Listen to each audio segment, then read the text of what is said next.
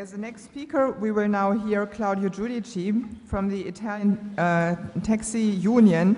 And I must say that I think it fits also very well in respect to what Helga just said about classical culture and human civilization, because content and the basis for the sovereign nation state was developed by Cusa also. And now Claudio, he's coming from a city where this has been embodied, namely the city of Florence in Italy. So Claudio, greetings, and we are very happy that you are here.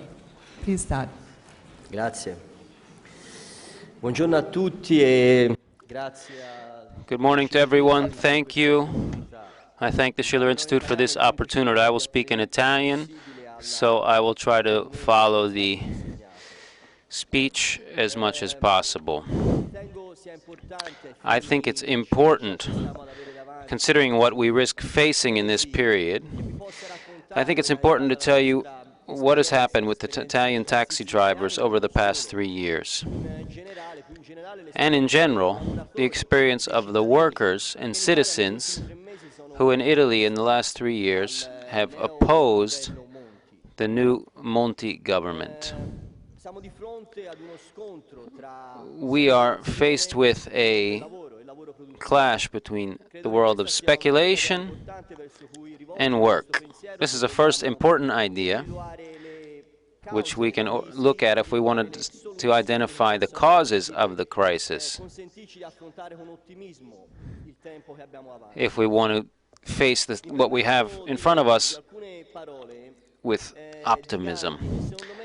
I want to read a few words from Mahatma Gandhi, which I think can give us some courage to deal with the situation we have to face. Gandhi said, "I dedicate this message to those who are crazy, to all those who see things differently. You can quote them, disagree with them, you can glorify or denigrate them, but the only thing you can't do is ignore them, because they are able to change things. And while some might call them crazy, I see their genius, because only those who are crazy enough to think they can change the world really change it." I think these words are very important. They can help us in a difficult situation when we feel that we're a little bit outside of the opinions, the dominant opinion in society, which right now I think general public opinion is based on lies in this historic period. So I said that we're in a phase of history where we have a clash between financial speculation and work, between empires and states, between those who have a pessimistic view of human nature, a Hobbesian view, where you have certain people who think they're illuminated, think that they can manage the population and the world with an anti-Promethean worldview. And on the other hand, we have an optimistic view of human nature, those who think that essentially we can use the cognitive and creative abilities of every individual in the human race to improve our planet.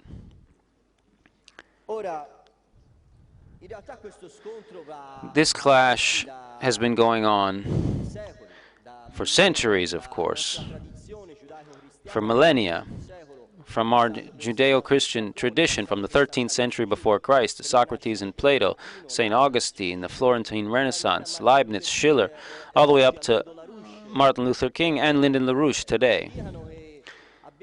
People who tell us that we can and should be optimistic about the human race. In Italy, the process that Lyndon LaRouche has described for decades has become evident. Speculative processes and predatory processes are taking over people's lives, the nation, our democracy, the economy.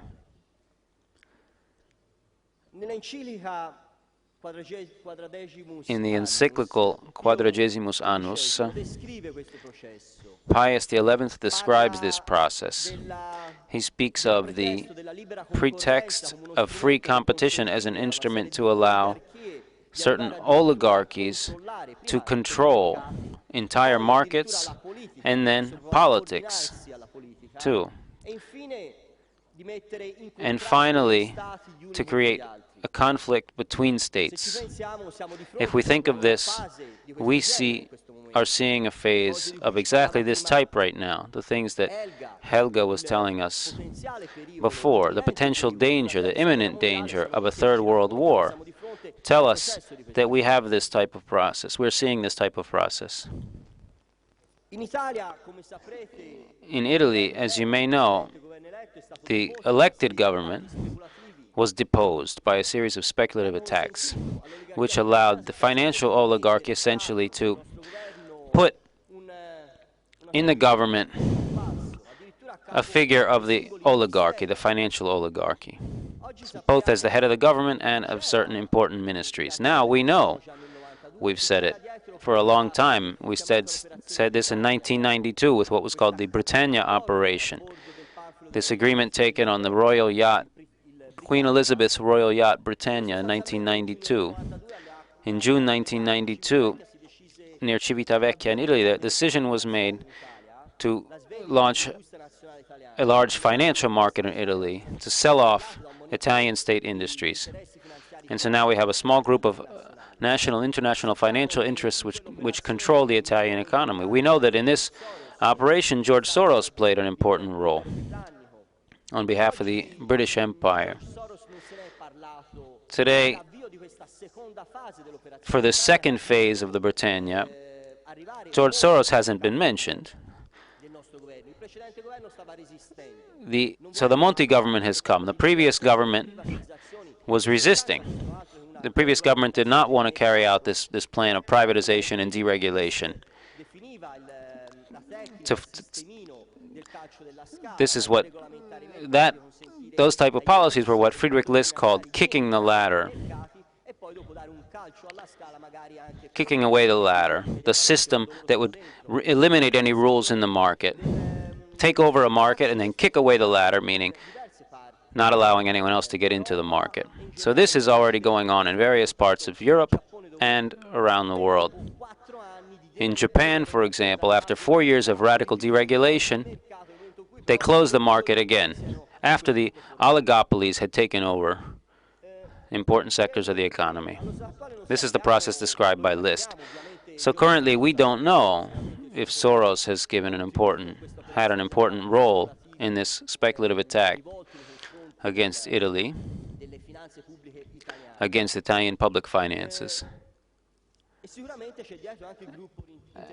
And certainly the Inter Alpha banking group is behind this too. The Intesa San Paolo Bank in Italy is part of this group. The former CEO of this bank, Corrado Passera, is now at the head of the Ministry of Economic Development and Infrastructure in Italy. It's probably just a coincidence, right? But we don't believe in fairy tales.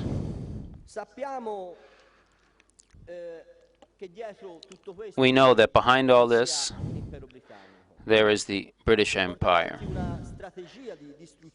which is carrying out a strategy for the destruction of nation-states and reduction of the global population. So therefore, what we can see, the winds of war coming from Syria, from Iran, which are obviously part of a broader conflict that would end up involving Russia and China, makes it clear that the Malthusian design of Prince Philip of Edinburgh could be fulfilled very quickly. However, we should be optimistic, I think, very optimistic, because if we understand the process and we know the solutions that have been already carried out in history by others, people who have succeeded in carrying out these solutions, such as Franklin Roosevelt, then we should be optimistic.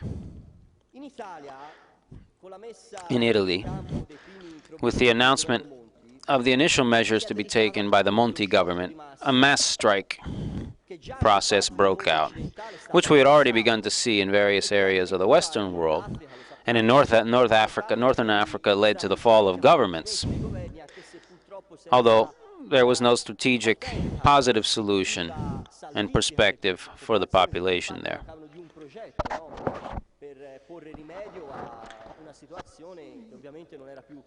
The situation was no longer sustainable, but there was not a plan and a project to actually improve the situation. So with the Grow Italy decree, this is a decree from the Monti government, not a normal law that goes through the normal constitutional process, but a decree. This is based on liberalization, deregulation, radical deregulation of all the markets in Italy. Markets, even markets that had already been deregulated, but obviously it's not enough. Monti tried to transfer entire sectors of the Italian economy to the financial oligarchy, which he represents. This process currently has come up against resistance. And I think we have to talk about resistance, true resistance, which is different than what the Financial Times wrote, which provoked a bit of ire in me. The Financial Times spoke about resistance from corporations, bad corporations. But the reality is this is resistance from the labor force, from people who work, taxi drivers, newsstand owners, mechanics, lawyers, pharmacy holders, any professionals, shopkeepers.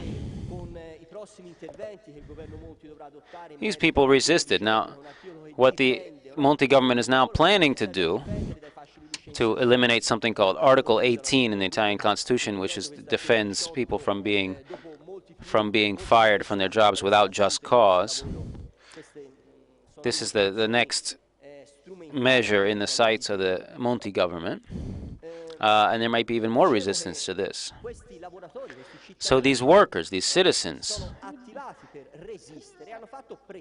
became active to resist, and they started to pressure the institutions.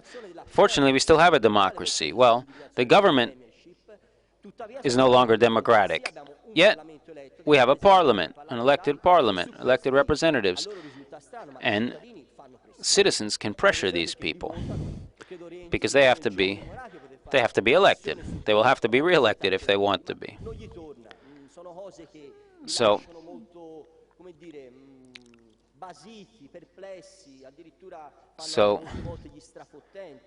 these parliamentarians, though, don't react very well to this democratic pressure. They say things which are ridiculous, which offend people, which offend the dignity of citizens. Just as 90% of the citizens do not know the risk that humanity is facing now of war, the same amount of people in the population also don't recognize the reality of the economic situation, because they hear from the media, from the parliament, from all sorts of outlets, they hear not the truth about what's going on. So in Italy, the process, the free market, liberalization, privatization processes have already caused great damage in the past. We saw this with the deregulation of shops, small shops in '98, the retail sector, real estate, for real estate brokerage in 1992. This is interesting because I was only 16 years old, but I remember that this category of workers, real estate agents, maybe they're privileged in a certain sense. There were about 1,000 agents, and they were stigmatized. They were called a caste, a lobby. Now, there was a reform of the financial system, and now, of the system, I'm sorry, the real estate market and the real estate brokerage. And now, that sector is controlled by 20 banks, which are in turn controlled by 2 large banks. So instead of 1,000 smaller agents, now we have 2 big banks who control everything. So that's liberalization for you. 2 big banks control all real estate transactions essentially in Italy. Then there was the deregulation of the truck drivers, of road haulage in the 1980s. Now we have mostly foreigners from outside the European Union. They're employees of large companies. They work long hours, very long hours. They drive a lot. And very often, I don't think this is a stereotype because my brother actually worked together with them, they are often drunk.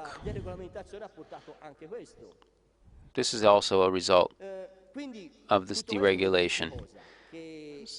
So what I want to say here is that these so-called liberalizations actually lead to a concentration of sectors under just a few powerful groups.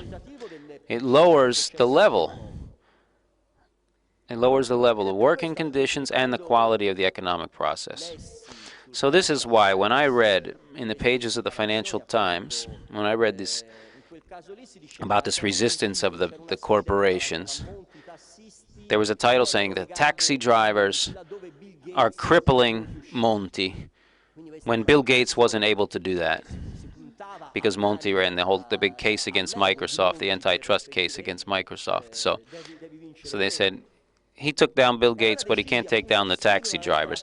So I decided to write a letter to the Financial Times, which was published, fortunately. The Financial Times published this letter, and this had a certain amount of resonance in Italy next week, and it's still going on. I'll be interviewed by Canadian television next week, for example. I've been interviewed by many others.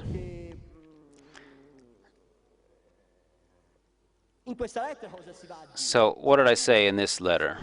I said that this isn't a resistance of corporations, meaning small groups of closed workers.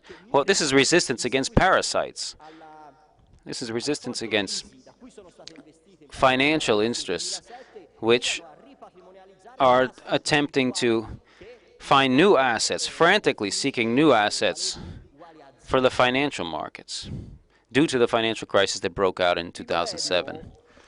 So the government, in order to carry out its plan of radical liberalization of these economic sectors, launched a campaign of mystification against these workers based on lies.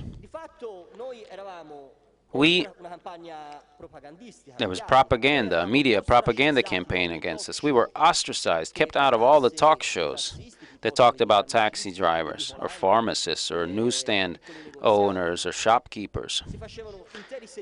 There were entire shows for hours and hours, 2-3 hours, and there were no representatives of the actual workers. They were talking about us, and no one actually was able to say anything. So there's about 60,000 taxi drivers in Italy.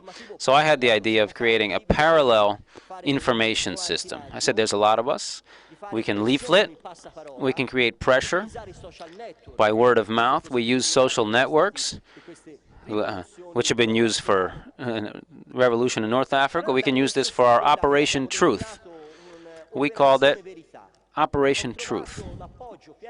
And I got full support from the national leader of the union, the taxi union, which I represent in Tuscany. His name is Bittarelli. He gave me carte blanche to move forward with this operation, and he's been on television a lot recently also, to try to point out the reality of the situation in the media to the people. Now here, maybe this can be an example. Maybe in this room, we know this. We know these things. These issues are questions that are not difficult, but a lot of people, obviously the rest of the population, it's different. I was talking to a gas station owner in Florence, and he was saying, we've lost everything. He said the Monti government has put back commissions on ATM transactions or credit card transactions. You know that on 50 euros of gasoline in Italy, there's only about €1 gross goes to the owner of the gas station. The maximum 140. The rest is all taxes or the raw material. And actually the guy now says we only get 75 cents out of 50 euros of gas. And now the government wants to put a commission.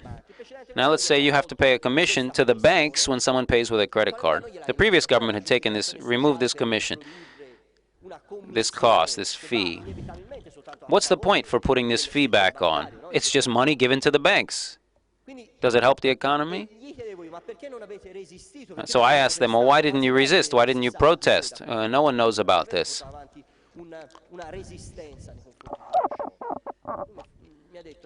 And he said, well, our representatives agree with what's been done, and I'm not going to renew my union membership.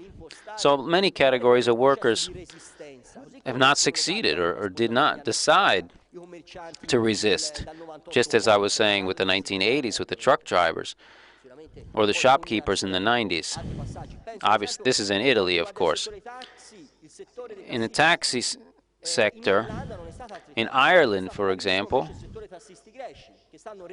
in Ireland, they didn't resist. In Greece, they are resisting, and they're currently resisting the radical deregulation of their sector. Also in France, there's a great deal of resistance. So we need to create campaigns, propaganda, information campaigns to combat the propaganda from the other side. So this is what we did.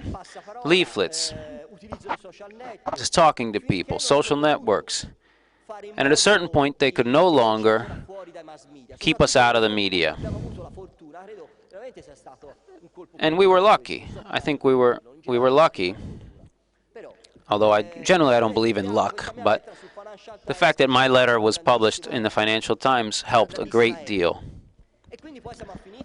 So we ended up on the main television stations, shows in Italy.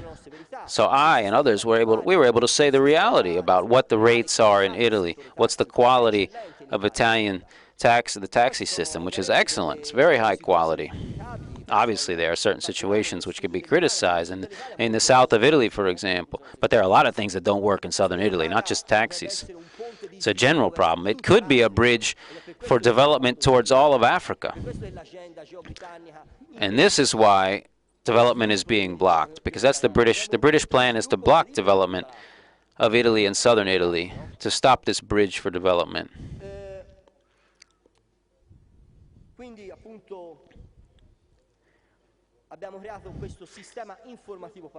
So we created this parallel information system, this Operation Truth. But once we got into the mass media, then we raised the stakes. We started to talk about Glass-Steagall. We talked about Lyndon LaRouche. We openly criticized Adam Smith and the free trade system, saying we need more Franklin Roosevelt. And this created a certain process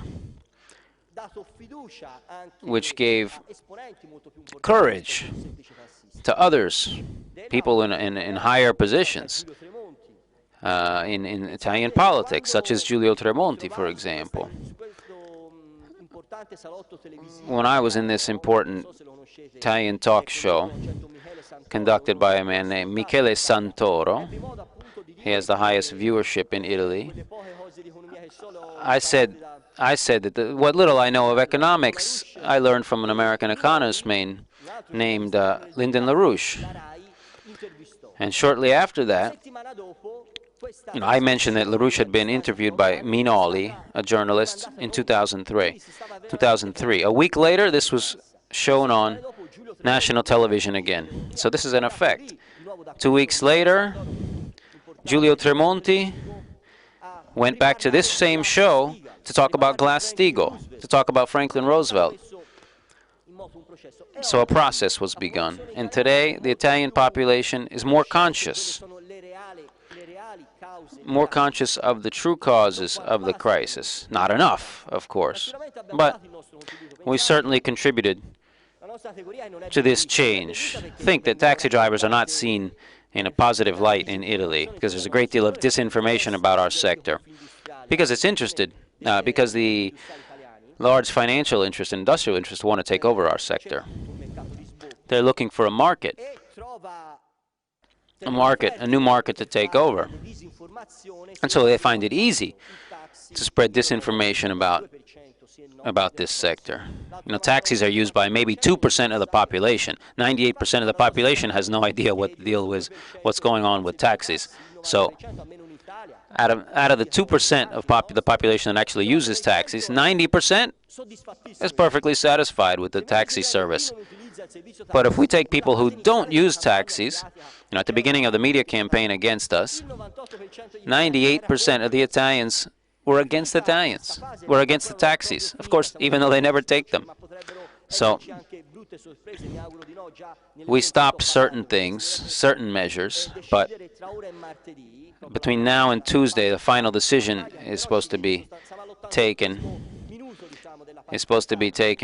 On these measures. We're at the 80th minute of a soccer game, and we're winning right now, maybe 3-0 or 4-0. But in the last 2 minutes, anything could happen. So I try to be cautiously optimistic, knowing that things can change quickly.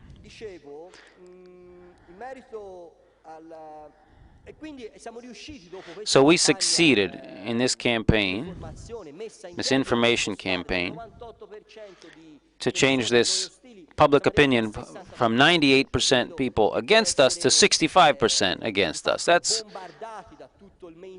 you know, that's not bad considering the bombardment of false information from the mass media. And I say often, you know, we're on the side of truth. Even though we're weaker, truth is stronger than lies. Excuse me if I've gone on too long. I'll come to my conclusion now. I was saying that today the Italian population is more conscious of the situation. And we have a possibility, great possibility, to transform this year 2012, this prophecy of the Mayas about the end of the world. I think we can transfer this into an occasion for development, actually, for all of humanity. Transfer this year, a new renaissance. Not only a Florentine renaissance, Florence is my city, but I think this battle goes through Glass-Steagall. If we're able to reintroduce this principle of separation between commercial banks and investment banks, then we will also be able to remove the conditions that push towards the war danger, the pretext for provocative actions taken by the West in certain areas of the world, such as Iran, Syria. I think that the true cause of this push for war is based on this economic crisis. So if we can succeed in forcing the adoption of Glass-Steagall, then I think this will be very important. In Italy, last week, now maybe it's almost 2 weeks, in the Senate, Senator Oscar Peterlini introduced a law with the contribution of the General Secretary of Movisol, Andrew Spanis. We succeeded in presenting this bill to reintroduce Glass-Steagall. And now there's discussion of doing it in the Chamber of Deputies also. So if Italy acts, I know in other places in the world, including the United States, there's also a similar campaign and discussion.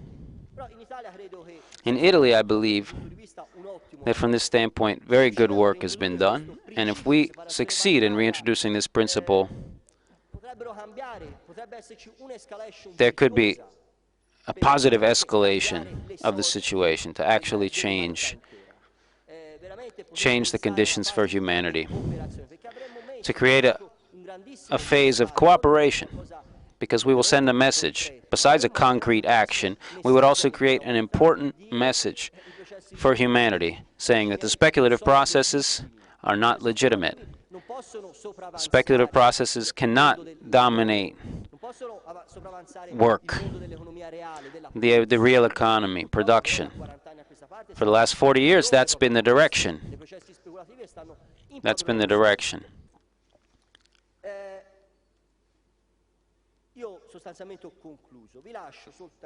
So, just to conclude, I want to cite some words of Franklin Roosevelt, the day before his death, words which I think will help us for our mental processes, to put us on the right path. He wrote, "The only limit to our realization of tomorrow will be our doubts of today. Let us move forward with strong and active faith." Thank you.